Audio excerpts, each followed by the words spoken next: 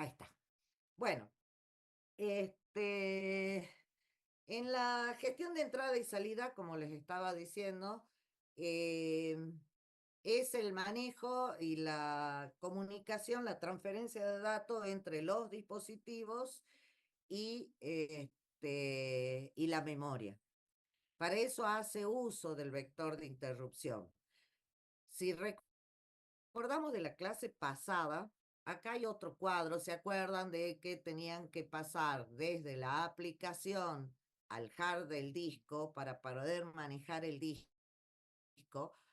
Iban a pasar por el módulo de gestión de archivos lógicos, el sistema de archivos lógicos, luego pasaba al módulo de gestión de archivos, que es el que manejaba los directorios, después al sistema de archivo básico, ¿se acuerdan?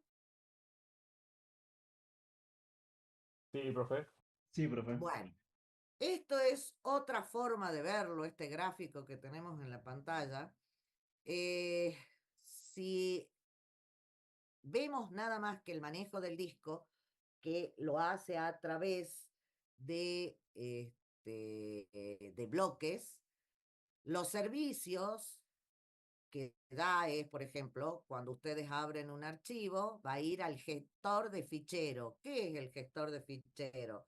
Es todo la gestión lógica de un fichero, ¿sí? Y dentro de los ficheros, acuérdense en que estaría el módulo de gestión de archivo, que serían los directorios, es el ordenamiento lógico. Después viene el gestor de bloques, porque cuando hablamos de bloques estamos hablando del sistema de archivos básico, o sea, cómo lo maneja dentro del disco. ¿Bien? La Bien. gestión de caché, porque recuerden que para comunicarse más con bloques, con, con gestión de bloques, vamos a manejar el DMA. ¿Se acuerdan del DMA? Me Sí, acuerdo, profe. pero no me acuerdo las siglas bien. Sí, profe. El acceso directo a memoria. Acceso directo a memoria. O sea, le vamos a pasar un bloque de memoria donde pueda contener el bloque de disco. ¿Bien? Y lo mandamos al caché para que, acuérdense en que el DMA le roba ciclos al microprocesador. Esto es capítulo 1, ¿se acuerda? La unidad 1. Porque el DMA, ¿qué es? Es otro microprocesador que se va a encargar de pasar los datos desde el disco a la memoria y de la memoria al disco. Depende el ordenamiento que nosotros le demos, o sea, si va a grabar en el disco o va a traer a memoria. Entonces nosotros le vamos a dar de la memoria principal una porción de memoria para que contenga ahí los datos que trae del disco o para que baje lo que hay en esa memoria al disco. ¿Vamos bien? Sí, profe. O sea, en ese instante, como el DMA va a estar haciendo transferencia de datos a través de los VAS, el microprocesador no va a poder acceder a esos VAS. Por eso directamente se va a gestionar con el caché. ¿Vamos bien? Sí, profe. Bien. Luego, todo eso es soft por interrupciones de, este, software independiente de qué dispositivo se trate. Y cuando pasa a la zona de hard, ya entra con qué?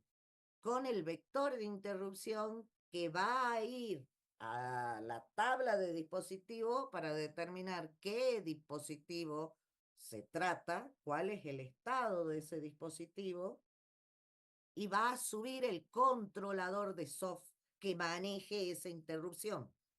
O sea, acá ya entra el drive. Por eso se dice que esta parte es soft dependiente del dispositivo.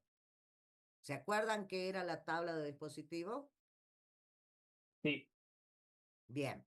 O sea, ahí ya tenemos la tabla, ya tenemos el drive cargado. Ese drive, que es el controlador de entrada y salida de ese dispositivo, se va a comunicar con el controlador de hard del dispositivo y le va a dar la orden al dispositivo. ¿Bien? bien, profe. O sea que aquí en este gráfico tenemos todo lo que es el manejo con bloques de datos. Bien. En síntesis, es muy sencillo. El gestor de entrada y salida, ¿qué es lo que tiene? Si ustedes lo miran acá abajo, van a ver que tiene el software de entrada y salida que depende del sistema operativo, ¿sí? La aplicación en general que le va a dar una orden a algún dispositivo. Luego vamos a tener el software independiente del dispositivo, que es bien, sobre todo el manejador de interrupción. Que el manejador de interrupción se va a activar y está pidiendo algo de entrada y salida. Si es una interrupción de soft, como por ejemplo un fallo de página, ese es una rutina del sistema operativo.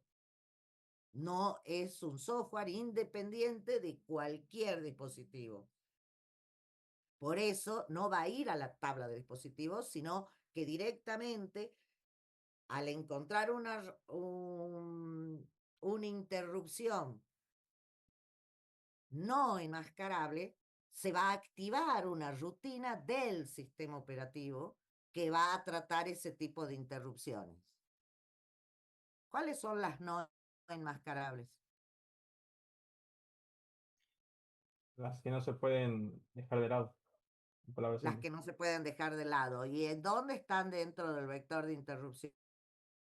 Dentro de las 32 primeras posiciones, si no me equivoco. Sí, así es. Por eso es que se reserva y digamos que tienen un sistema de tiempo real blando, o sea, hecho por soft, que es que cualquier interrupción de las 32 primero va a ser no enmascarable y van a tener prioridad. ¿Por qué? Porque dependen del sistema operativo. Son rutinas del sistema operativo que van a tratar ese tipo de interrupción. ¿Vamos bien? Sí, profe. Si la interrupción es por medio de una IRQ, ¿qué es una IRQ?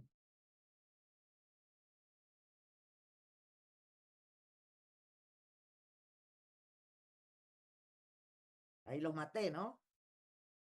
Una señal, creo que era. Es una señal de que de un dispositivo, entonces va a ser Interrupción. enmascarable y sí va a tener que ser tratada por un controlador de soft. ¿Que dónde está? En la tabla de dirección. En la tabla de El dispositivos. dispositivo, perdón. ¿Sí? Entonces, ahí vamos a entrar a un controlador de dispositivo, o sea que es dependiente del dispositivo. ¿Está claro? Sí.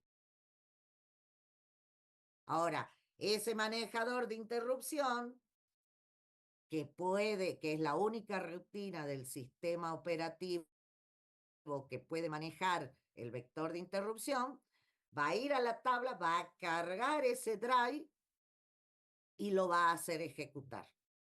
¿Está claro? Sí. Ahí ya deja de manejarse el sistema operativo, sino que entra a manejarse los drives de los dispositivos, o sea, los controladores de hardware y de software. ¿Bien? Y recién le dan la orden al hardware. ¿Vamos bien? Sí. Sí, profe. O sea que el controlador de entrada y salida, en realidad, está muy abierto, es solamente dos capas, una que depende del sistema operativo, que sería el tratamiento de las interrupciones de software propias del sistema operativo, como el fallo de página, y tenemos la rutina del, que sería el manejador de interrupciones, que va a usar la estructura esta de datos que es el vector de interrupción para determinar si ella va a funcionar, si va a seguir funcionando el sistema operativo o le va a dar paso a otro software que serían los controladores de drive para que manejen los dispositivos. ¿Vamos bien? Sí. Entonces, ¿por qué lo hace así el sistema operativo? Porque desde que yo empecé informática, ahora que ustedes están trabajando en informática, se han creado muchísimos dispositivos nuevos, pero siguen funcionando los sistemas operativos viejos. Y lo que hace el sistema operativo es, de entrada, se preparó para que se invente cualquier forma de comunicarse con la computadora, pero todos esos dispositivos que se comunican con la computadora quedan en creación del que lo inventó. O sea, yo cuando comencé en informática no había internet, por lo tanto no teníamos placa de red, ni siquiera había redes, eran computadoras aisladas. Entonces, cuando apareció la red, inventaron la placa de red. Pero ya no es problema del sistema operativo manejarlo. El que hizo la placa de red te va a dar un software para que puedas comunicarte. Lo único que hace el sistema operativo es incorporarlo dentro de la tabla de dispositivo. Y de esa forma no hay que modificar el sistema operativo desde que se inventó a la fecha. ¿Me entienden? Sí, profe. O sea, el manejo de dispositivos de comunicación queda determinado por el tipo o de IRQ o de comunicación, tipo de interrupción que se va a agregar al vector de interrupción. ¿Vamos bien? Sí, profe. O sea que lo único que le queda a la gestión de entrada al sistema de gestión de entrada y salida es el manejo de la administración del espacio de nombre, o sea, cómo lo va a llamar a ese dispositivo, como si fuera un archivo más, pero en realidad es un drive, ¿bien? Que va a incorporarse dentro de la tabla de dispositivo y la correspondiente entrada dentro del vector de interrupción. ¿Vamos bien? Sí, profe. O sea, controla eso, poder adicionarlo dentro de dentro de los nuevos dispositivos. Después también, cuáles son las operaciones permitidas con ese dispositivo. Porque, por ejemplo, no es lo mismo, si bien también la conexión de Internet es por bloques, o sea, la conexión a red es por bloque, vos en un bloque no podés buscar un sector. Lo único que haces es recibir señales, o sea que se maneja de forma distinta, pero eso es un problema del controlador. ¿Está claro? Sí. Sí, profe. Después, otra cosa que hace el sistema operativo es supervisar el uso de buffer, caché y spool. ¿Por qué? Porque son servicios que necesitan memoria o espacios en el disco para poder conservarlos. Por esa razón es que hace uso de los planificadores de mediano, de largo plazo y los planificadores de disco. ¿Vamos bien? Sí, profe.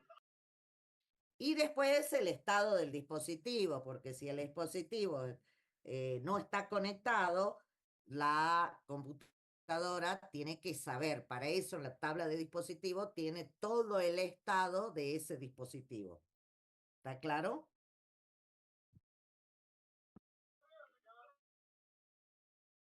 Bueno, y bueno, y después la configuración e inicialización de los drives de dispositivo. Eso es lo único que hace y supervisa el sistema de entrada y salida. ¿Y cuáles son los tipos de dispositivos que tenemos? Son los tipos de dispositivos que vemos en la primera clase. Podemos tener dispositivos de flujo o de bloque. El de flujo, ¿cuál sería? Uno de flujo. Tradicional, a ver.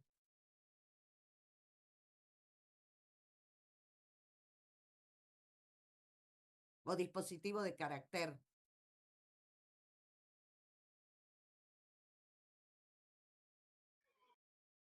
Teclado. El teclado, el ratón, todos los que se van a los periféricos lentos, por eso son lentos. Y los de bloque son los dispositivos rápidos, ¿vamos bien? Puede ser secuencial o de acceso aleatorio. Aleatorio es indiscutiblemente el disco y secuencial, ¿cuál sería? ¿El aleatorio no sería la memoria principal? ¿Es un dispositivo o es un recurso? Dispositivo. No, es un recurso la memoria principal, uno de los recursos más importantes. No es un dispositivo. Para eso tenemos justamente todo el manejo de memoria. Es un recurso que administra el sistema operativo. No es un dispositivo. La memoria no tiene un controlador. ¿Vamos bien? Sí. O sea, recursos es el más importante, ¿cuál es? El micro. ¿Eh? El microprocesador. El microprocesador. Después la memoria. Sin esos dos no funciona la computadora. Todos los demás son dispositivos. Los dispositivos son como la palabra lo dice, es entrada y salida. O sea, es para comunicarse con alguien. Ya, ese alguien puede ser humano o puede ser otra computadora. ¿Vamos Claro. bien? O sea, tienen que diferenciar bien. O sea, recursos hay varios. Básicamente disco y memoria, memoria principal, memoria caché,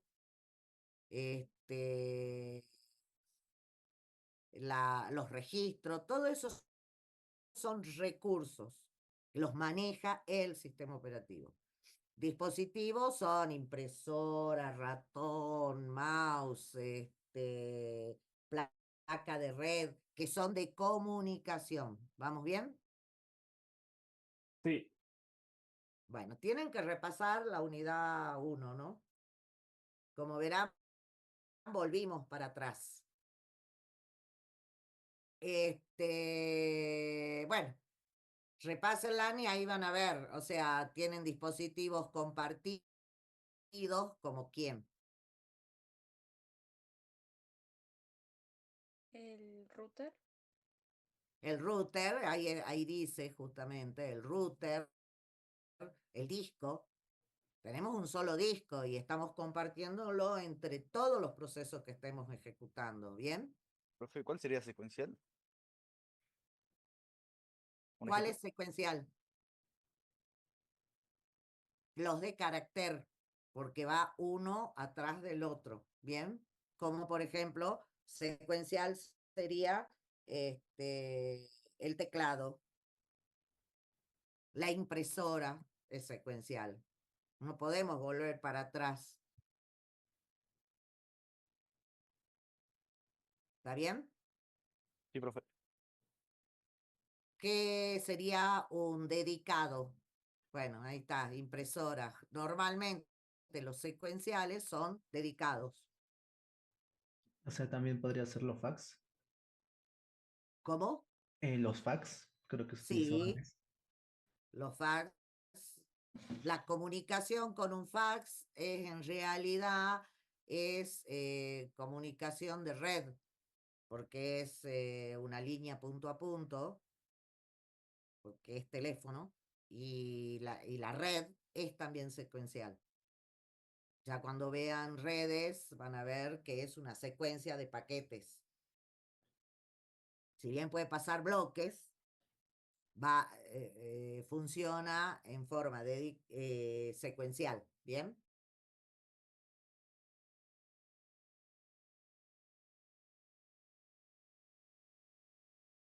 ¿Vamos bien? sí, profe. Sí, profe. Bueno, después la velocidad de transmisión o de operación, que ahí clarito les dice el mouse, el teclado, son dispositivos lentos. O sea, normalmente los universales son dispositivos lentos. ¿Bien? Bien. Sí. Bueno, con eso, como verán, miren, terminamos con el capítulo, no me acuerdo qué capítulo es, pero todo un capítulo es esto, que en realidad es repaso de qué? De la unidad 1, de las conexiones,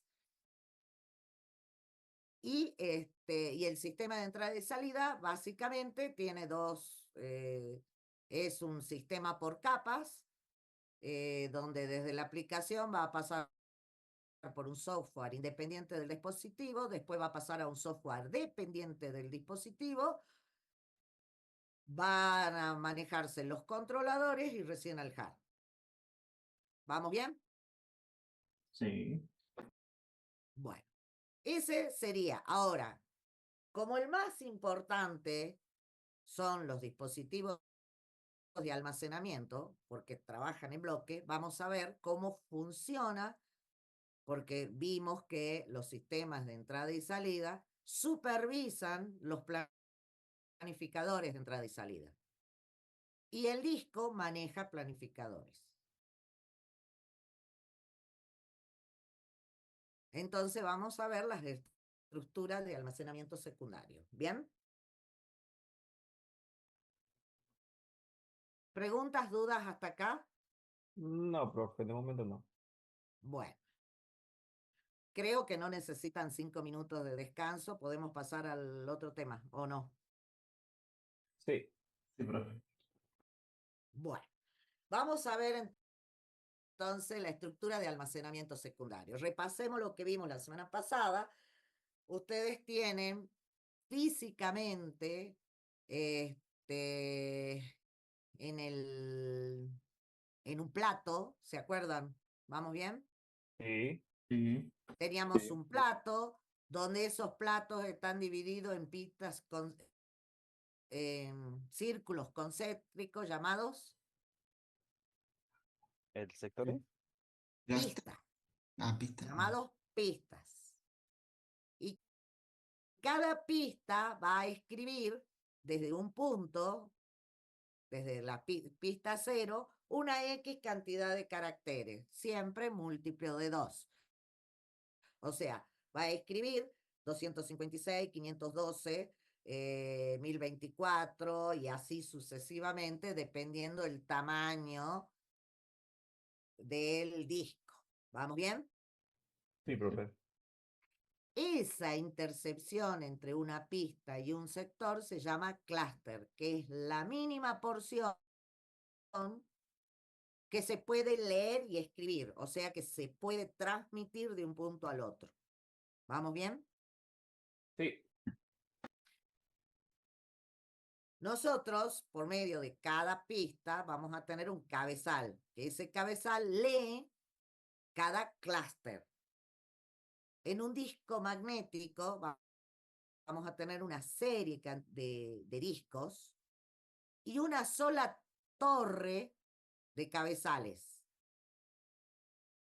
Cuando el cabezal se mueve sobre un sector, un clúster, va a leer todos los clústeres en la misma posición de todos los discos que tenga. Y eso se llama...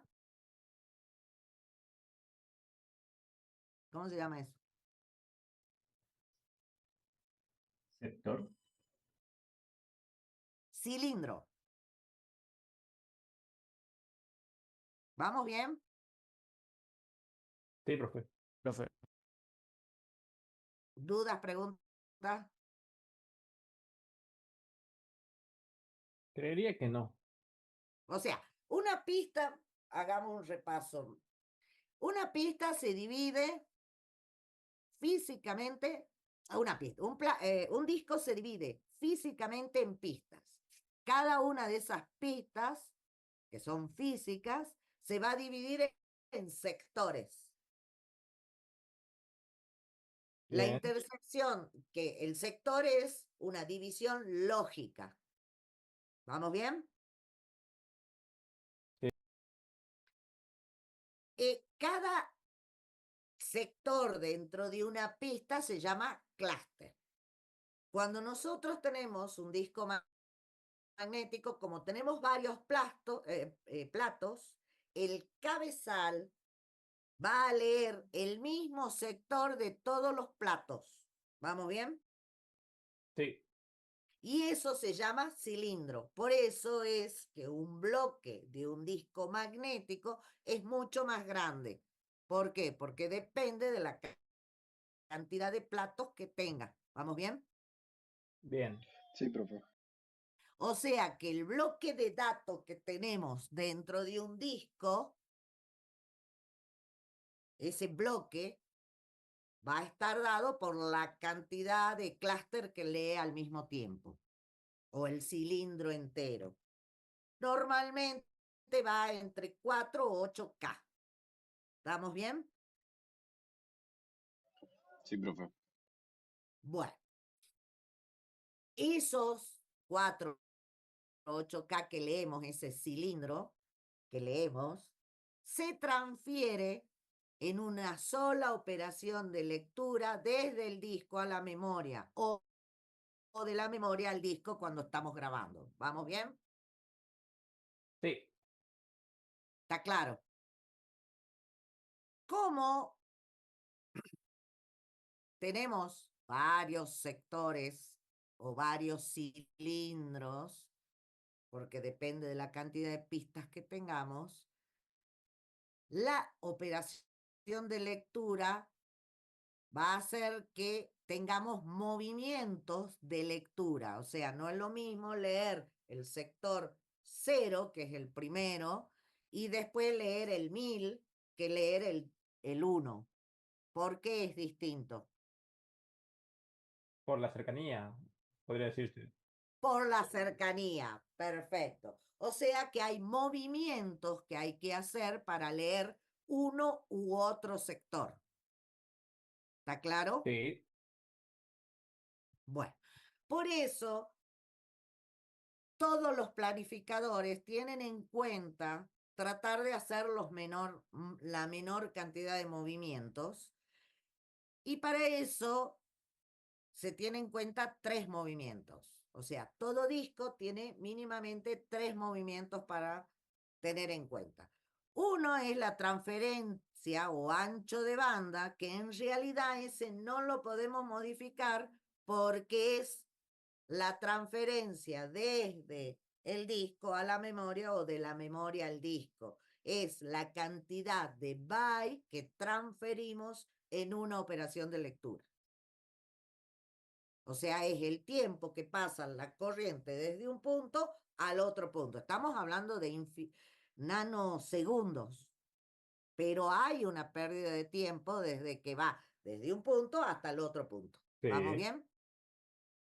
Bueno, ese no lo podemos modificar porque es la capacidad de transferencia o la longitud del cable.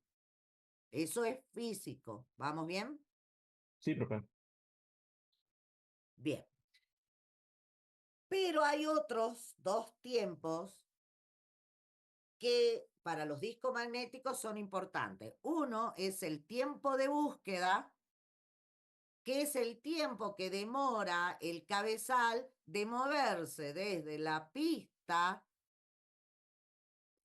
donde esté parado hasta la pista donde está ese sector que querés leer. ¿Vamos bien? Sí, profe. Y después tenemos la latencia rotacional, que es el tiempo en que gira el plato, porque el cabezal no gira, el cabezal se mueve de un extremo al otro extremo, y la que gira es el plato, ¿bien? La latencia rotacional es el tiempo de giro del plato, ¿vamos bien? Sí. Sí. Y el tiempo de búsqueda es el movimiento del cabezal. Bien. Esos serían los 2 tiempos que sí podemos influir en ello. ¿Vamos bien? Sí, profe. Bien. El disco, cuando recibe, tiene unos bytes en especial que es unos bytes que te van a decir en qué sentido es la lectura, si del disco a la memoria principal o de la memoria al disco. Ese es la dirección en la que va a transferir. ¿Vamos bien? Sí.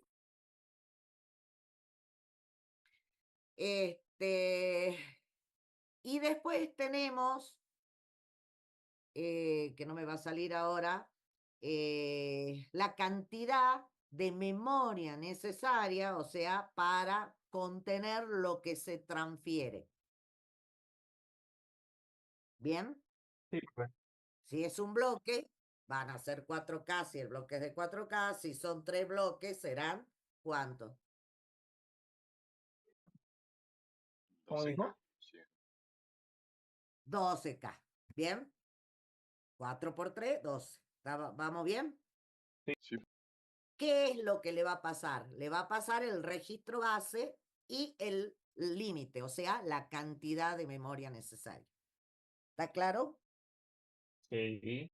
Que él va a ser reservada en la memoria. Si va en dirección hacia la memoria y si va de la memoria al disco, lo va a convertir en la cantidad de bloques necesarios. ¿Está claro? Sí, profe.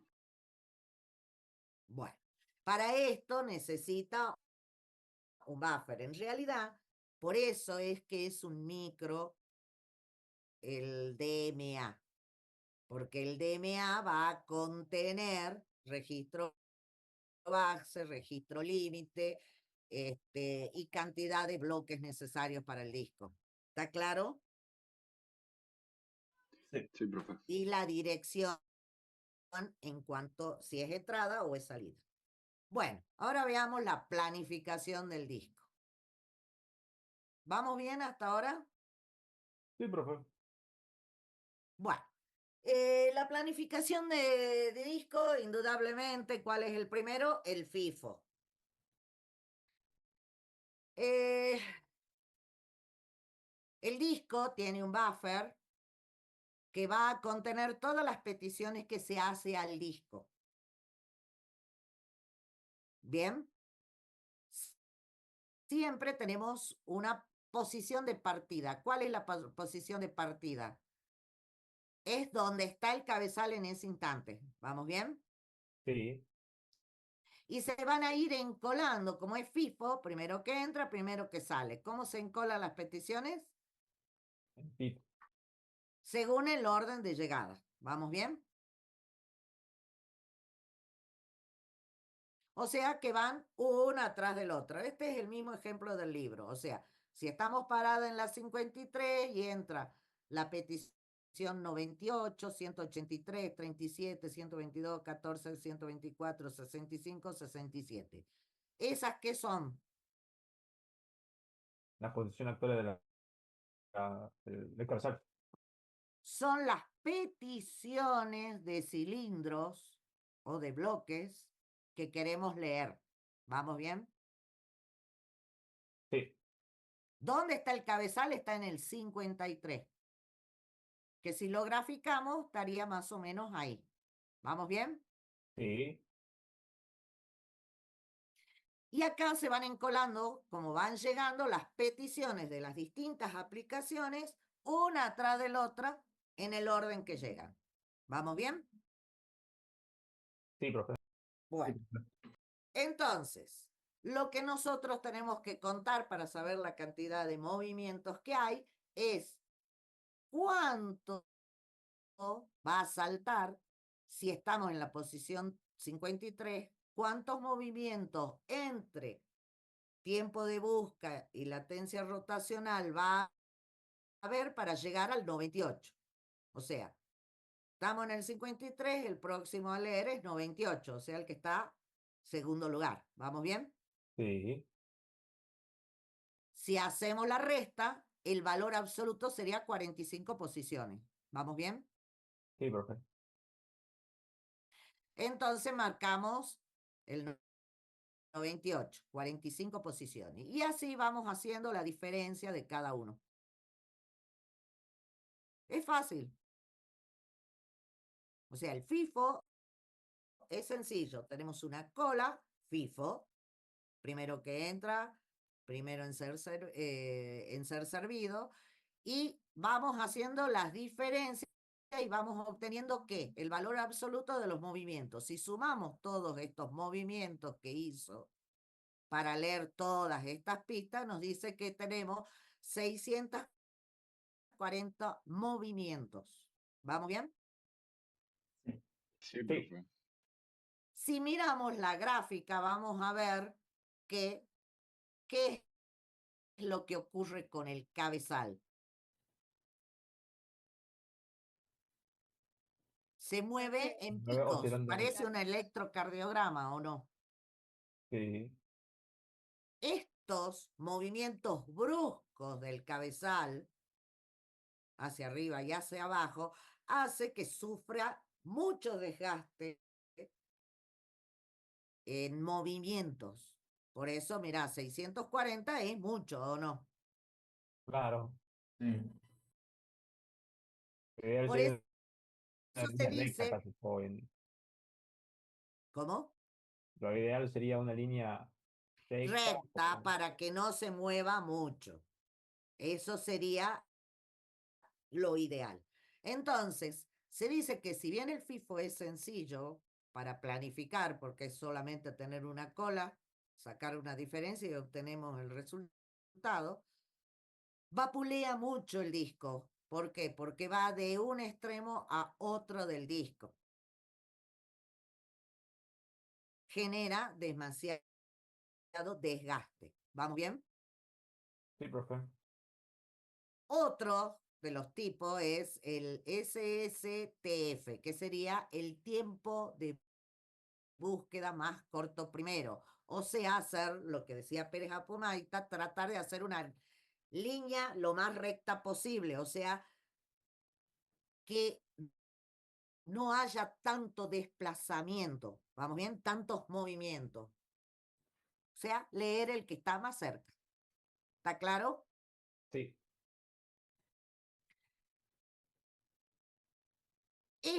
Si nosotros recibimos la cola de peticiones, ¿cómo se va a tener que ordenar esa cola de peticiones? De la menor a la mayor. Que en cuanto a movimientos, a desplazamientos. Que ¿Vamos estén bien? cerca, ¿no? ¿Cómo? Que estén cercas. Los que estén más cerca. Si estamos en la pista 53 y tenemos la misma cola que en FIFO, ¿cuál es el desplazamiento más cercano? En 65. Porque está acá. No hay ninguno más cerca. Miren, a ver, fíjense. 37. 37. 14. Porque si ustedes hacen 53 menos 37, ¿cuántas posiciones dan? Ah, claro, ahí los movimientos Mm. son más que haciendo el 53 con el Al 65. 65. O sea que sí es cierto. El que está más próximo es 65. ¿Me entienden? El que de menor diferencia absoluta. Es el que tiene menor valor absoluto. ¿Está claro? Sí. Sí, profe. Sí. Y bueno, lo ordenamos. Ahora, ¿cuál es el problema de este? Porque todo tiene problema. Produce inanición. Produce inanición, Es perfecto. similar ¿Por qué al. produce inanición? Sería injusto con los que son más grandes, porque tienen ¿cómo se dice? La proximidad más grande. Porque siempre van a llegar peticiones más cercanas y otras se van a postergar indefinidamente. Así es, Zúñiga, perfecto. O sea, a medida que van llegando las peticiones, que es 183, del 53 al 183 hay mucho espacio, ¿no es cierto? Si entran todas cerca del 53 se va a estar moviendo en esa línea. Y el 183 puede ser que nunca se atienda. ¿Me entienden? Es muy similar cuando vimos el SJF, ¿no? En el Así es similar a lo que ocurre en la memoria. Siempre el tiempo más corto primero también sufre de inanición. Este es lo mismo, pero en el disco. Ujú. En este caso va a sufrir de inanición y no hay forma de arreglarlo si está en los extremos. ¿Está claro? Sí, profe. Si vemos, miren la curva del FIFO y miren la curva, es más tenue. ¿O no? Claro. En conclusión, si sumamos las diferencias, miren cuánto da. Así Este daba 640 y este da 236. Una mejora casi el Sustancialmente. 200%. casi del 200%. Pero sufre de inanición. Ese es el grave problema. Entonces, por esa razón dijeron, no, hagamos otro. Hicieron el scan. El scan, ¿qué es lo que hace? Él va a hacer un barrido del disco de extremo a extremo y va a ir leyendo según su barrido. ¿Qué quiere decir? Que va desde una posición, acá nosotros lo que sí, cuando haga la práctica, aparte de saber cuál es la posición inicial, tiene que decirle en qué posición va leyendo. Acá suponemos que lee hacia 0. ¿Bien? ¿Está Bien. claro eso? Sí. Entonces, ¿qué es lo que hace? Ordena la cola en el orden que va leyendo. Como va hacia 0, de 53, ya el 65 queda anulado porque está leyendo hacia abajo. ¿Cuál es el más próximo? Es el 37, después el 14, y tiene que llegar a los extremos, o sea, va a llegar a la pista 0. ¿Vamos bien? Sí. De ahí, da la vuelta al cabezal y va leyendo hacia el otro extremo. O sea, 0, 65, porque ya leyó todos, y pasa a 65 y de ahí va leyendo en ese sentido.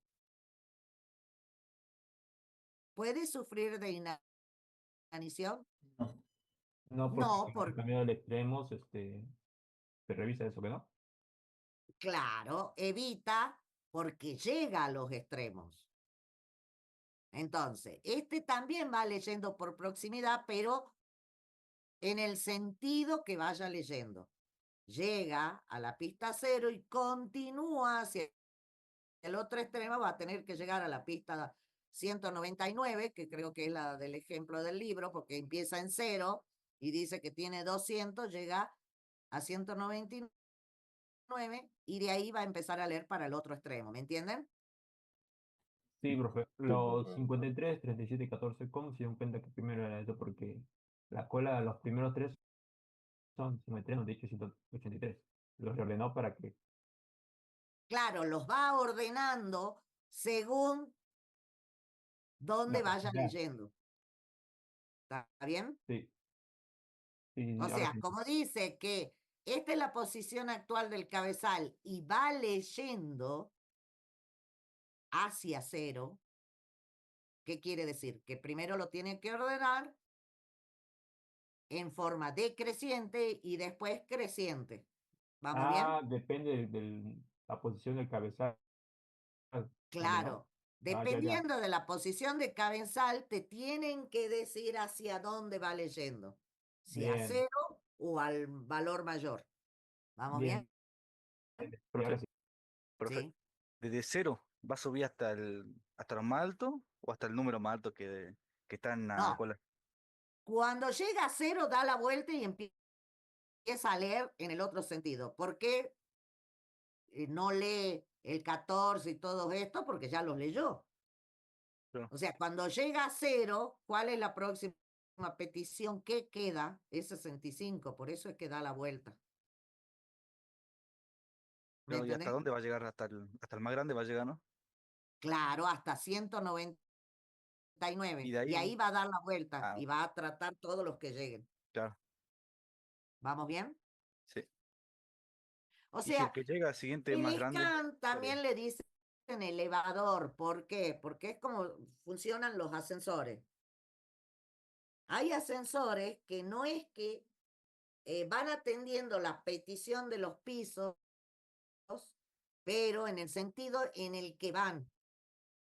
Si están en el piso, son 10 pisos y está en 2 y está bajando,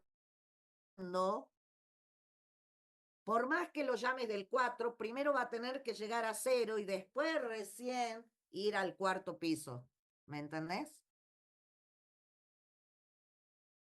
Sí, O sea, si hay nuevas entradas acá, supongamos estamos en el 37 y entra un 2, se va a acomodar aquí. ¿Me entendés?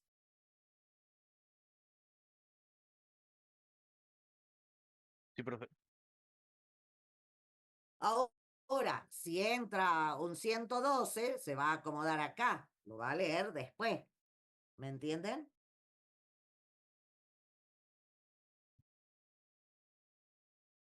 ¿Vamos bien? Sí, profe. Sí, profe. Profe, ¿y Bueno, siempre hasta el 0 o el 0 es porque la posición más baja es que está siempre pidiendo? a los extremos. O sea, tiene que llegar a 0. O sea, que cuando hacemos la diferencia, acá se nos agrega un movimiento más. ¿Cuál? El de llegar a 0. Porque si vos ves en la lista original, en algún momento leemos el sector 0. No. No, pero sin embargo en la cuenta está porque cuando llegue a 14 no hay más lectura, pero debe llegar a 0. ¿Me entienden? Sí. Entonces sería ineficiente en cuanto a tiempo. No, porque mira, la suma de todos los tiempos me da 200 236. Y este también me daba 236. ¿Me entendés? Sí. Este es el sistema que más se usa. ¿Por qué? Porque si bien tiene una lectura adicional que es llegar al extremo, la suma de movimiento es menor que el FIFO. Y no sufre de inanición porque en algún momento lo va a leer a los extremos. ¿Me entienden? Sí, profe. Por mi parte sí se entendió, profe. Ahora, es cierto, se está agregando una adicional y hay otro problema. Si ustedes ven, las lecturas se van a ir amontonando en el extremo contrario de donde va el cabezal. No sé si me entienden. Sí, sí, sí se entiende, profe, que cuando el O otro sea, lado, si voy leyendo hacia abajo, ¿cuáles son las que más van a demorar? Las que están más arriba. claro, ¿Me entienden? Sí, profe. Entonces, por supuesto que los que son más grandes, es como todo, no podemos conformar a todo el mundo. El más alto se queja porque no entra en cualquier lado y los más chicos nos quejamos porque vemos menos que los más altos. O sea, siempre hay alguna queja, ¿bien? Pero es el más justo porque no tiene inanición, no tiene grandes movimientos, por eso era el que más se usaba. ¿Vamos bien? sí, Sí, Sí. profe. Y si vemos en cuestión de tiempo, está bastante bien. ¿Ves? 236, 236. ¿Está bien? Sí, profe. Para aquellos que se quejaban, siempre se inventa algo más para conformarlo. Lo que se hizo, bueno, para que no se amontone hacia un extremo la lectura, hicieron el C-SCAM. El C-SCAM es igual que el SCAM, pero solo lee desde la pista 0 a la pista más alta, o el extremo hacia el otro extremo. O sea, siempre lee hacia arriba. ¿Vamos bien? O sea, te va primero arriba y luego abajo. Cuando No, o llega sea, arriba, hace un salto sin leer y otra vez vuelve a leer en la misma dirección. O sea, este siempre lee en una sola dirección. Este lee en ambas direcciones. En cambio, este solo lee en una dirección. ¿Vamos bien? Sí. sí, profe. sí, sí se Es entiende. para Sí se entiende. evitar los extremos. O sea, que si estamos en la posición 53, ahora sí, ¿cuál es el más cercano hacia arriba? 65, 67. Tiene que llegar al extremo, o sea, a 199, y de ahí pega un salto y empieza a leer desde cero de nuevo. ¿Vamos bien? Sí, profe. Sí. Sí, profe.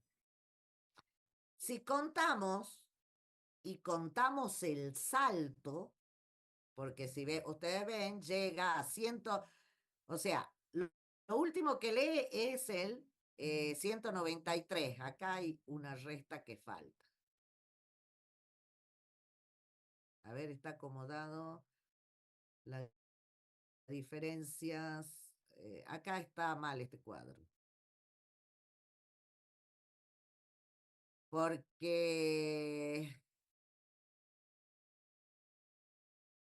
sí, se olvidó de cambiar acá el próximo de lectura. Porque si está en 67, tiene que ir a 98 y sin embargo las diferencias están bien. Acá este cuadrito, este pedazo, está mal.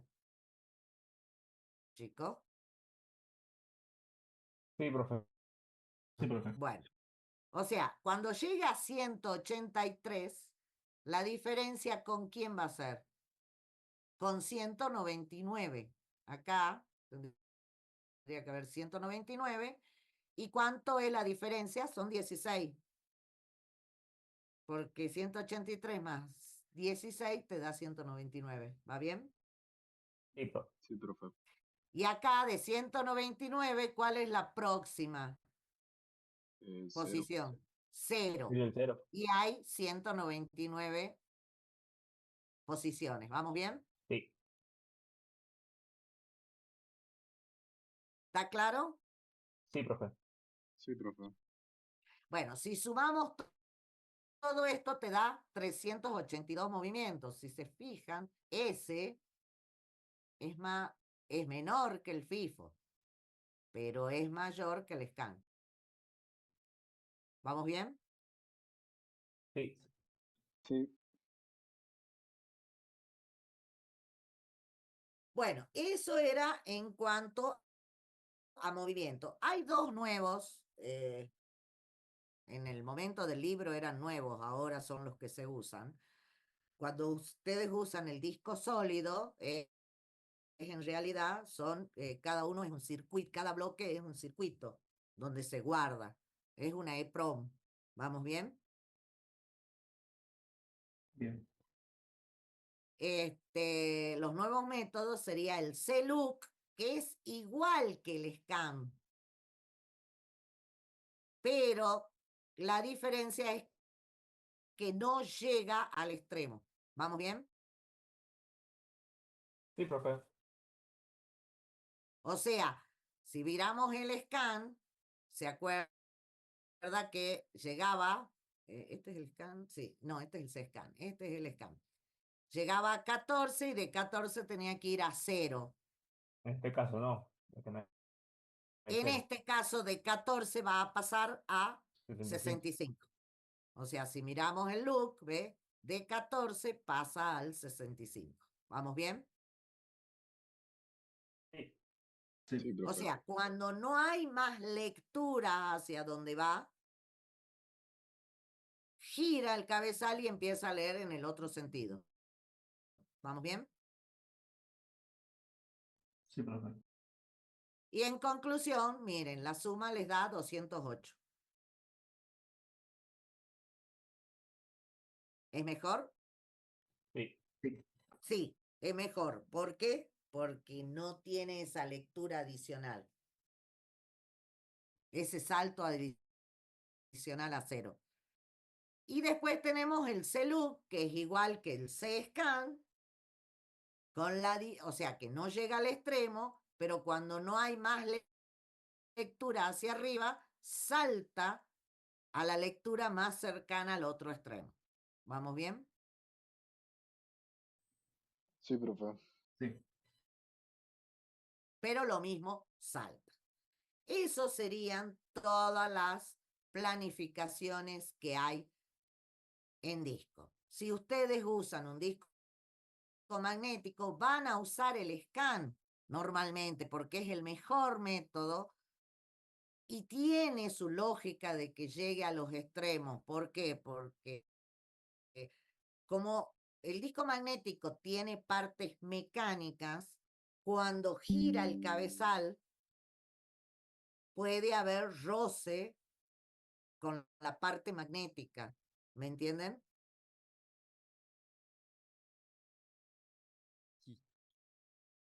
Sí, Claro, profe. y se podría perder los datos. Y ahí se podría perder o dañar ese clúster de información, ¿bien? Por eso es Ujú. que lo obliga a llegar al extremo. Y ahí recién gira. ¿Me entienden? Más por protección, digamos. Es más por protección. Ahora, si ustedes tienen un disco de estado sólido, que en realidad es un circuito, pueden hacer el loop. Porque ahí no hay parte mecánica, es todo eléctrica. ¿Vamos bien? Sí. Sí. Bueno, eso sería en cuanto a los métodos de planificación del disco. Ahora, si vemos cómo administramos el disco, volviendo un poco para atrás, yo les dije que cada clúster es una unidad de información, ¿no es cierto? Y ¿Vamos bien? Bueno, cada clúster, para saber si está dañado o no, consta de 3 partes. Una cabecera, que es donde está el número de pista y sector para que podamos hacer el acceso directo a ese cilindro o clúster. ¿Vamos bien? Profe, dijo que eso se usa cuando está dañado. No escuché esa parte. No, no. El scan se usa, el, el girar en la lectura en los extremos, justamente porque en los discos magnéticos, cuando hacen la parada el cabezal, puede llegar a tener un roce con el clúster. Claro. Y ahí se va a perder la información o se puede dañar ese clúster. ¿Vamos bien? Sí, Por eso es que usa los extremos como punto de parada. ¿Vamos bien? claro. Ahora vamos a ver qué es lo que contiene cada clúster. Ah, dale. ¿Bien? Bueno, profe. Cada clúster está compuesto por una cabecera, que sería un área donde está el número de clúster, o sea, 53, 98, 83. ¿Vamos bien? Esa es la cabecera. El que identifica esa área de datos como única en el disco. ¿Vamos bien? Sí, profe. Es la que nos permite el acceso directo dentro del disco. Acceder directamente a un clúster en especial. ¿Estamos bien? sí, profe. Luego viene el área de datos, o sea, los 4K, 8K, lo que contenga esa área de datos. ¿Vamos bien? Sí, Sí. profe. Y luego un código de corrección de errores, o sea, un apéndice llamado ECC. ¿Qué significa ECC? Es un código de corrección de error. En inglés, por supuesto. ¿Vamos bien? Sí, profe. Sí, profe. Bueno, ese código de corrección de error sería como el bit de paridad. Según los datos que hay en el área de datos, se va a poner una paridad acá. ¿Qué es la paridad?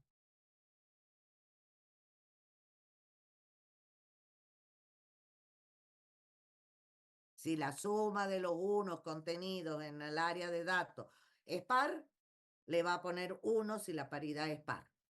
¿Vamos bien?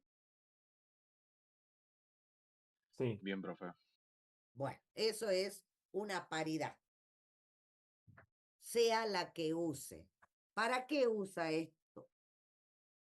Porque cada vez que graba algo en el área de datos, lo lee de nuevo. O sea, la escritura es más lenta porque graba y lo lee. Y verifica si la paridad es igual que la que cuando la grabó. O sea, calcula la paridad de lo que grabó y verifica si es igual a este código. Si son iguales, significa que esa área de datos no está dañada. ¿Está claro? Sí, Sí. profe. Si no, marca ese clúster como dañado. Eso es todo.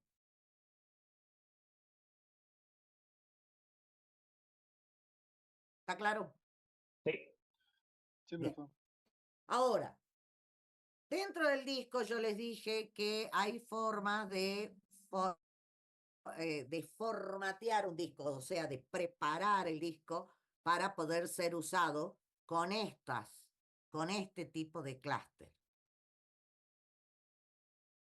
Eso se llama formatear lógicamente un disco. físicamente lo hace el fabricante. Si ustedes compran un disco, van a ver que ahí les dicen la cantidad de sectores que están dañados porque ellos hacen una verificación física de los sectores. ¿Vamos bien?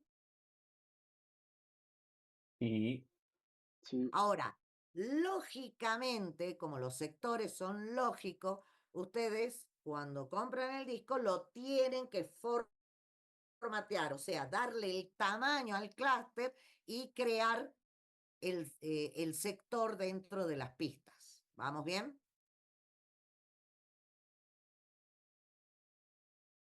Entonces, ¿qué es lo que hacen? Generan una cabecera, graban la cantidad de datos y genera el apéndice.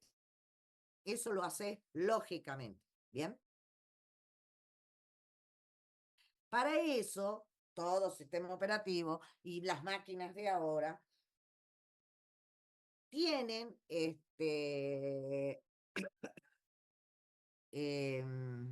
cuando ustedes lo instalan, tienen que generar el volumen del disco. El disco lo pueden usar en forma completa como un todo, o sea, si compran un disco de 500 teras, arman un solo disco de 500 teras. O pueden partirlos, lógicamente. ¿Qué quiere decir? Crear volúmenes.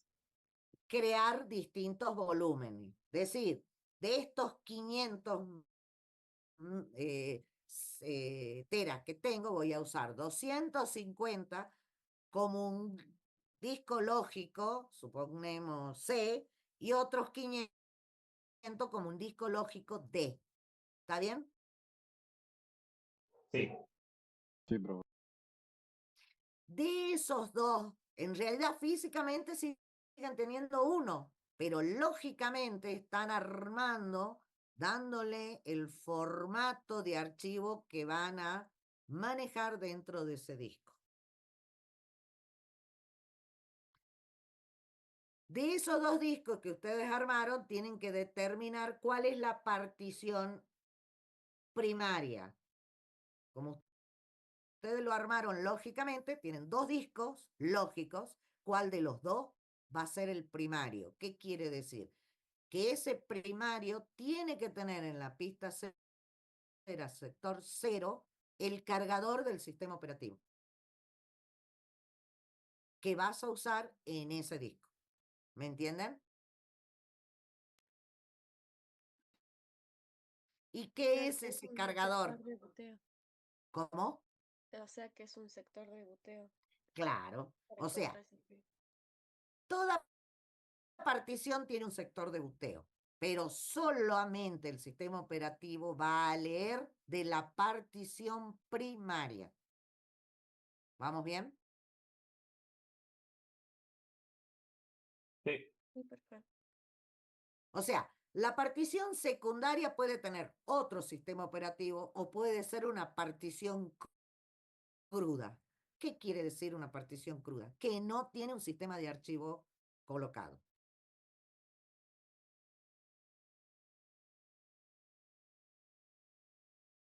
¿Vamos bien? Es por eso que a veces no, el sistema operativo no lo reconoce. Claro. Si no tenés un sistema de archivo armado en una partición, el sistema operativo no lo puede leer. Ah, bien. Las particiones crudas se arman para poder contener bases de datos, porque las bases de datos tienen su propio sistema de archivo. ¿Vamos bien? Bien, Sí, profe. profe. Sí, profe. Lo mismo, si vos tenés otro en la partición secundaria, otros tipos de sistema operativo, no se van a poder reconocer entre ellos. Por eso, en la partición primaria, vos vas a tener que poner un cargador del sistema operativo de cada partición que vos tengas asignada. ¿Vamos bien?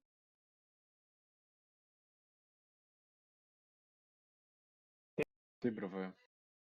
Bien. Pero el sistema operativo por sí solo está preparado, acuérdense, en primera unidad, tiene una EEPROM o tiene la BIOS, donde ustedes designan cuál es la partición primaria. Y esa es la que va a leer y de ahí va a cargar ese sistema operativo. Ese formato de archivo. ¿Vamos bien? Sí, profe, bien. ¿Está claro? Bueno, cuando arman el sistema de archivo, ahí van a poner el cargador del sistema de archivo del sistema operativo cargado en la partición primaria, o van a tener una rutina para selección de qué sistema operativo querés y te puede mandar a otra partición. ¿Vamos bien? Sí, profe, bien. Bien. Luego va a tener que tener, según el sistema de archivo que ustedes carguen, o sea, el sistema operativo que cargan, van a tener el mapa de bit de los bits libres y de los bits ocupados. Si ustedes están trabajando con Windows, ¿qué es lo que va a tener en realidad acá? La FAT. ¿Vamos bien? Sí. Si fuera Linux, ¿acá qué habría?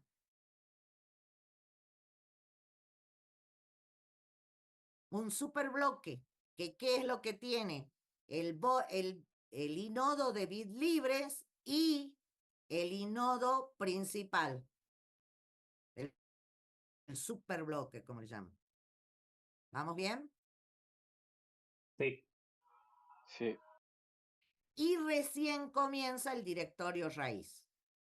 Ahí es donde aparece físicamente, digamos, el directorio raíz, padre de todos los directorios, y ya entramos con la unidad de gestión de archivos.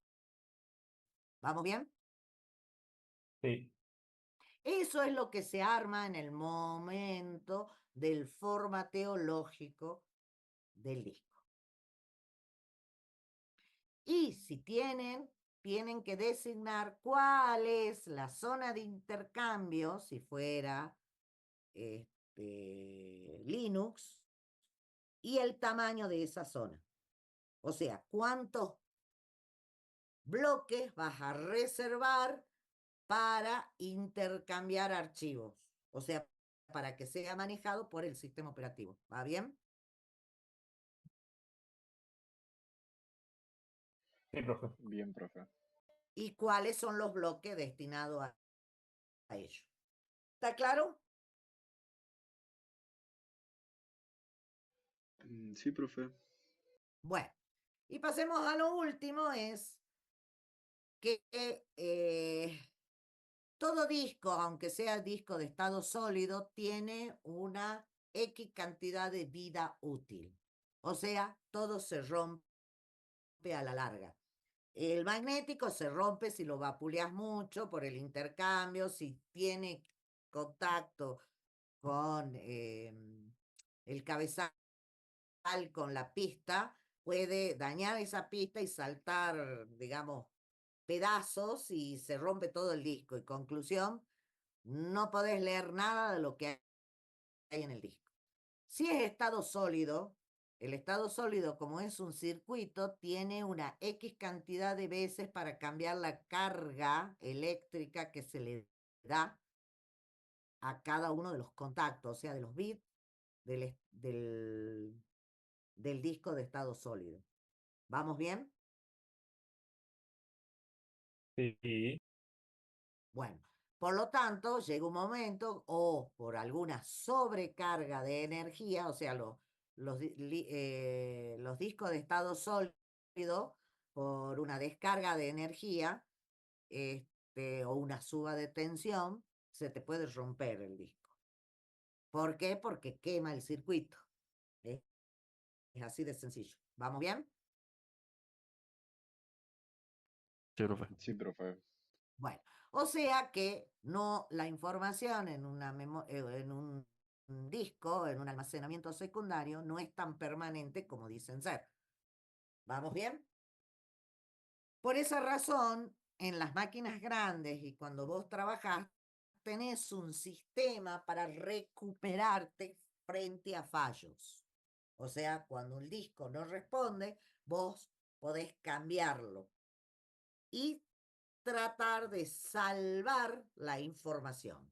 Una de las formas es haciendo backup, pero vos tenés que cambiar el disco porque esto es este, eh, el disco es almacenamiento secundario, vos vas a tener que cambiar el disco sin parar la máquina cuando vos estás trabajando con la máquina, por ejemplo, en un supermercado o en un banco, en el momento en que los clientes están haciendo transacciones. Si no, vas a perder las transacciones y por ende perder plata. ¿Vamos bien? Sí. Entonces, lo que se inventaron es lo que se conoce como RAI. RAI es un conjunto redundante de discos independientes. ¿Qué quiere decir? El RAI en realidad es un array de discos que trabajan como si fuera uno solo. La idea original, cuando sale el primer RAI, dice que si nosotros tenemos que guardar en un bloque la información y leer en ese mismo bloque para acelerar las transacciones, o sea, los accesos a ese disco, usemos varios discos, entonces vamos a poder estar leyendo varios a la vez y hay menos, y el acceso va a ser más rápido. ¿Vamos bien? Sí, profe. Aparte vamos a poder guardar más cosas. Esa era la idea. Eso no funcionó. ¿Por qué? Porque cuando vos tenés un array de discos, significa que tenés que tener algún software, algún programa que pueda manejar, que tenga la capacidad de agarrar la información y dividirla y dispersarla en la cantidad de discos que vos tengas. ¿Me entienden? Profe, Sí. yo tengo un array de 2 discos. Sí, es verdad. Sí, vos En el tenés caso de, teclado. Sí, pero en eso el ya caso de vamos a llegar a AMD eso. tiene su propio software. ¿Cómo? En el caso de AMD tiene su propio software que te dan en Claro, el sitio de la placa base. Los sí. drivers del chipset. Claro, bueno, a eso me refiero. A que vos tenés que tener un software que maneje esos dos discos a la vez. ¿Vamos bien? Sí, Sí, sí. Bueno, eso significa que ya tenés algo más que trabaja. Entonces, vos no podés decir que si tenés un disco y grabás, supongamos, un clúster en 5 segundos, por dar un valor, si vos tenés 2 discos, vas a grabarlo en 5 dividido 2. ¿Me entienden? Sí, profe. O sea, no va a ser el doble exacto más rápido. A eso es lo que voy. ¿Por qué? Porque en realidad hay una pérdida de que tiene que funcionar un programita que divida esa información y que la guarde en los dos discos. ¿Me entienden? sí, profe. Bueno, o sea, la idea original no le salió tan bien, pero ahí dice, pero al tener varios discos, nosotros tenemos la posibilidad de perder menos información. ¿Cómo? Haciendo dos cosas. Todo array tiene que tener básicamente dos condiciones. Una es la duplicidad, que quiere decir que todos los discos que intervienen en un array tienen que ser exactamente iguales. ¿Vamos bien? Todos tienen que ser copias. Los tienen que reconocer como iguales. ¿Vamos bien? Sí. Esa sería la duplicidad. Y después la redundancia. ¿Qué quiere decir? Es duplicar la información, ya que tengo más espacio, duplicar la información de alguna forma como para poder recuperarla si pierdo un disco de ese array. ¿Vamos bien? Sí, de momento sí. Sí, profe. ¿Sí? Bueno, para esto hay dos formas de manejar ese conjunto de discos. Uno, haciendo un arreglo que es independiente. ¿Qué quiere decir? Que si yo tengo dos discos, cada uno tiene un acceso independiente. O sea, puedo acceder a uno o al otro. Yo puedo elegir a cuál accedo. ¿Vamos bien? Sí, profe. Eso sería independiente. Y el paralelo es cuando yo accedo a uno, accedo al otro también. O sea, las lecturas se hacen en forma simultánea en todos a la vez. ¿Vamos bien? Sí, profe. Basándonos en estas dos condiciones, hay 6 modelos de RAID distintos. Contando desde el 6, desde el 0 al 6.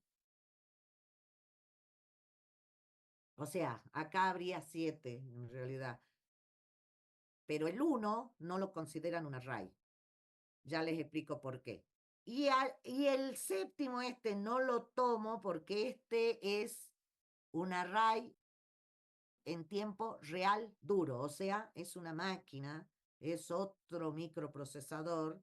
Y se usa para multimedia. ¿Por qué? Porque en multimedia se usa señales analógicas. ¿Bien? O sea, curvas y todo eso, y para acelerar tiene que ser en CAR. ¿Vamos bien? Acá tienen que contemplar ancho de banda y varias otras cosas físicas, y por lo tanto no lo vamos a ver. ¿Está claro? Sí. Este es el que usa los canales de televisión, las radios, pero esto es un JAR aparte. Por eso no lo vamos a ver. Vamos a ver los que son, se manejan a través de programas, o sea, en software. ¿Vamos bien? Sí, profe. Sí. Bueno, el 0 yo les dije que no lo toman como un RAID. ¿Por qué? Porque en no hay redundancia de información. Este es el primero que se inventó. ¿Y qué es lo único que hace? Si vos tenés 4 discos, agarra un clúster, supongamos que es de 4K, divide en esas 4K de información, lo divide en un K para cada disco. ¿Me entienden? Y los lee y los graba y los lee en una sola posición. Lo único que hace es permitirte grabar mayor cantidad de información dividida, esparcida en varios discos. ¿Me entienden?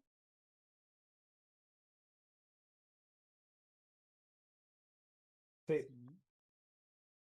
Pero no tiene redundancia, por lo tanto, algunos le ponen que el disco 0 es un array lineal y no te dicen más nada. ¿Vamos bien? Sí, profe. Sí, Sí, profe. profe. Y solamente se maneja en forma paralela, en un array paralelo, porque trabajan junto la X cantidad de discos que intervengan en ese array. ¿Está bien? Sí.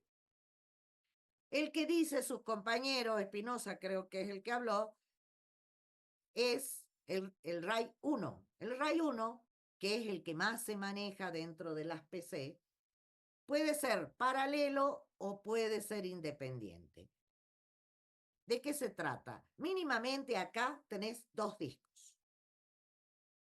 Si es en forma paralela, se llama espejo. ¿Por qué? Porque vos en realidad ves un solo disco donde se graba la información y se ve reflejada automáticamente en el segundo disco. ¿Qué quiere decir? Que por cada escritura accedes a los dos discos a la vez. Por eso es paralelo. Graba en los dos discos. ¿Bien? Cuando es lectura podés leer en uno solo. Pero siempre la grabación interviene en los dos. ¿Para qué se hace esto?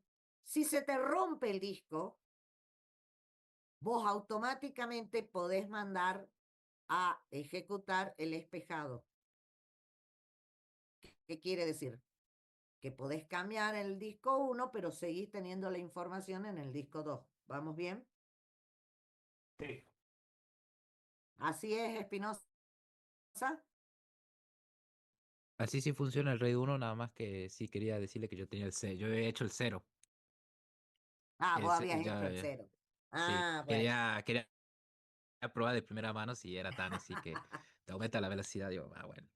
Sí, aumenta un poco, pero no mucho. Sí, eso es verdad. Totalmente cierto. Bien. Eh, el 1 es paralelo cuando es espejo. ¿Y por qué se le dice sombra?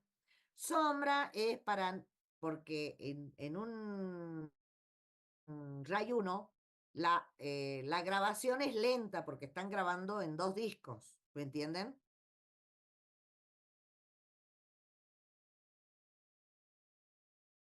Sí. Sí, sí, sí. Sí, profe. Para manejarlo en forma independiente y acelerar la grabación, lo que se hace es graba en un disco y después graba en el segundo. Por eso le dicen sombra, porque va un paso atrás. O sea que si se te rompe el original, el sombra puede haber perdido la última grabación. ¿Me entienden? Sí. Y por eso le dicen que este es un formato mirror, o sea, sin errores. ¿Bien?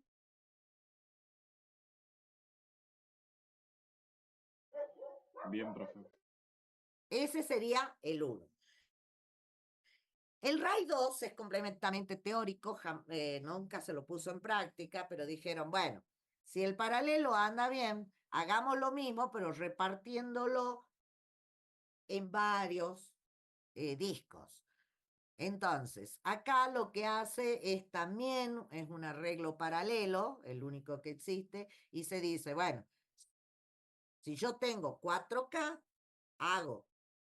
tengo 4 discos, grabo un K en cada uno de los discos para acelerar la velocidad de escritura. ¿Vamos bien? Bien, profe. Y a esos 4 se le agrega 3 discos más para contener el código de Hamming, que es la redundancia. ¿Se acuerda del código de Hamming? Me suena. Me suena. Sí, más Sí, bueno, ese lo vieron en en la organización organización de de computador. computadores. ¿Qué es el código de Hamming? Es un código de 3, es como el de paridad, pero de 3 de 3 3 bits. bits.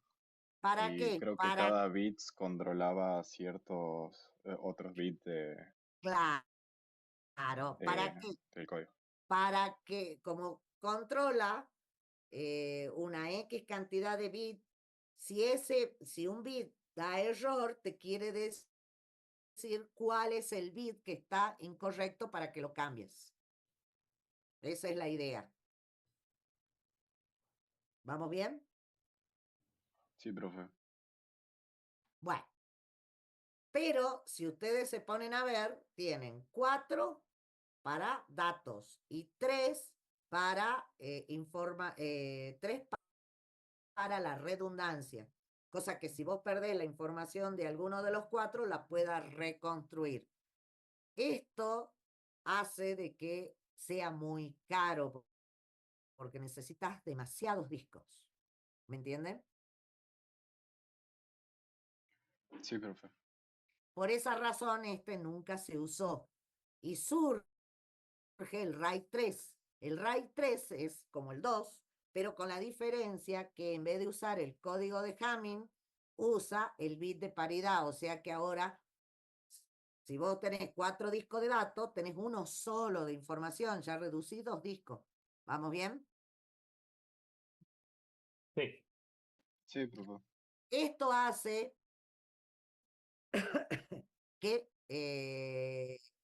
permite que sí se use, pero genera un cuello de botella. ¿Por qué? Porque cada vez que vos grabás algo en los discos de datos, vos necesitas grabar un bit de paridad. Cada vez que lees, también para poder controlar el código de error. ¿Me entienden? Sí, profe. Por esa razón, surgieron, bueno, se usa, pero como es lento, se empezaron a pensar, porque si ustedes ven, casi todos estos son paralelos. Se empezaron a usar los independientes. El RAID 4 es teórico, porque siempre el primer intento es teórico. Es lo mismo que que no me va a salir, que el RAID 3, pero lo que hace es usar cada disco en forma independiente. En vez de grabar en 4 discos, se puede grabar en uno solo, pero sigue teniendo el bit de paridad en un disco aparte. ¿Vamos bien? Sí, profe. En vez de grabar en los 4 a la vez, graba en uno por uno, cosa de aumentar la velocidad y usar menos discos, si se quiere. O sea, los 3 primeros es repartición de bit, en cambio, el 4 y el 5 y 6 ya trabajan con bloques enteros. Por eso son independientes los discos. ¿Vamos bien? Sí. El 5 lo que intenta es solucionar el problema del 3 y del 4, que es el cuello de botella. ¿Cómo lo hace? Dice, no tengamos un disco aparte para grabar el bit de paridad, sino que contemplemos la posibilidad de que, ya que son independientes los bloques, si yo grabo en el disco 1 el clúster, en el disco 2 grabo la paridad, y así sucesivamente. O sea que dispersa el disco de bit de paridad a través de todos los discos del RAID. ¿Vamos bien? Sí. O sea, hace una dispersión de la paridad, o sea, ya no es un cuello de botella. ¿Bien? Por eso se dice que es paridad distribuida. ¿Distribuida en qué? Dentro de los discos de datos. ¿Está bien? Bien, profe. Y como ese anda bien y es rápido, apareció el 6 que dice, bueno, el problema que tenemos con una sola copia de la paridad es que leemos el bloque y tenemos que buscar la paridad, y si esa paridad tiene error, volverla a calcular. Entonces lo que se dijo es, no, ya no grabemos una sola paridad, sino grabemos 2 copias de la paridad. Si las 2 paridades son iguales, quiere decir de que no tenemos que recalcular la paridad. ¿Vamos bien? Sí, profe. Y esos serían todos los RAID que tenemos. Por supuesto que ustedes van a encontrar en el libro que usan, por ejemplo, la paridad, el RAID número 53. ¿Qué quiere decir 53? Que en realidad es usa un array independiente, por eso dice 5, y 3 es que tiene un disco adicional de paridad, ¿bien? O sea, combina las dos técnicas en uno solo. El primer número les va a decir si es un array independiente o paralelo, y el segundo es dónde está la paridad. Si es una sola o son dos, si es el 6, el 56. ¿Vamos bien? Sí, Sí, profe. Bueno, y con eso terminamos la materia. Ay, qué repentino. Gracias a Dios, ¿no? Terminamos la materia. Ustedes quedan cansados y yo también les digo que es pesada la materia, ¿no? Ya se habrán dado cuenta. ¿Dudas, preguntas? Vamos a dejar de grabar. Yo quería decir o aportar que creo que hay un RAID 1+0, ¿puede ser? Me suena a escuchar ese Recording nombre. stopped. Sí, eso es lo que dije al último. Que vos podés combinar dos. Si vos tenés el 1 más 0, ¿qué quiere decir? que combinar los Que es discos y también espejado, hay espejado. es espejado y encima tenés repartición de información. ¿Bien? No lo debí escuchar. O sea, si vos decís 1 más 0 o 0 más 1 o decís directamente 0, 1 o 10, es lo mismo. ¿Bien? Es la combinación de estos primeros. ¿Está claro? Sí, sí. O sea, no quiere decir que vos tenés, porque lo máximo que vos podés encontrar es el 56. No quiere decir que tengas 56 RAID distintos, sino que el primero, como es 5, te está diciendo que vos tenés una RAID independiente. ¿Y el 6 qué quiere decir?